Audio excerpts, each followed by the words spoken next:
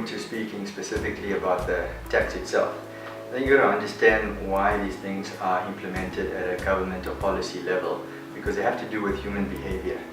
So if you ask yourself the question how it is that human beings do what they do, it comes to a question of choice. If you look at the world as we know it, it is only the human being that has the capacity for choice.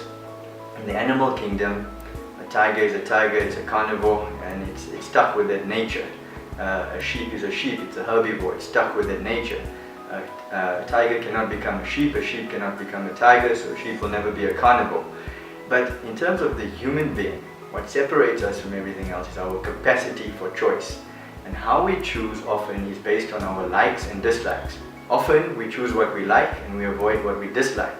But sometimes there comes a point where you've got to choose something that you ought to choose to be well. You need to make a correct choice whether you like it or not. How we choose is often dictated by what we know. Our intelligence, that's knowledge of the world, and our ability to discriminate good from bad. Now, the problem we find in the world at the moment and in our country is that a lot of people, and a lot of us, don't know what we don't know.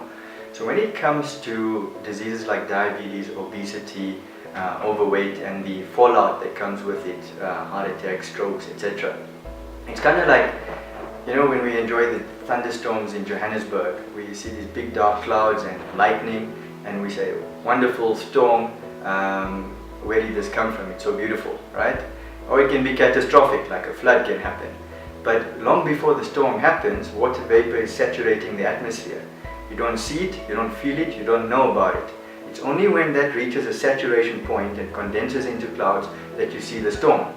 So in the same way, people that are knowledgeable in the field of medicine, etc., have discovered or understand that the overconsumption of sugary beverages over time can lead to certain diseases. But during the time that we consuming these beverages, you don't see the problem. It's only when the big catastrophe happens that you realize something's wrong. So to prevent that catastrophe from happening, we got to alert the public that something is going on. And that's where policy comes in. The sugar tax policy is about assisting people in changing behavior. Of course, it's not the only thing that needs to be implemented, but it's a starting point.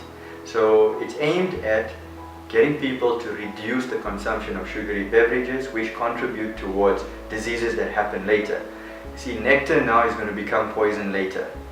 People don't know this. First, we implement policy to bring about behavior change, to reduce, and then we start filling people with better knowledge about these things. And also when people are stirred to change behavior, they start having questions about things. And when people have questions, they're receptive to better knowledge. That's the best time to give people knowledge. So that's why I think this policy is very important. It boils down to human behavior and choices, and it boils down to our ignorance about what we don't know, and that's why we got to approach it.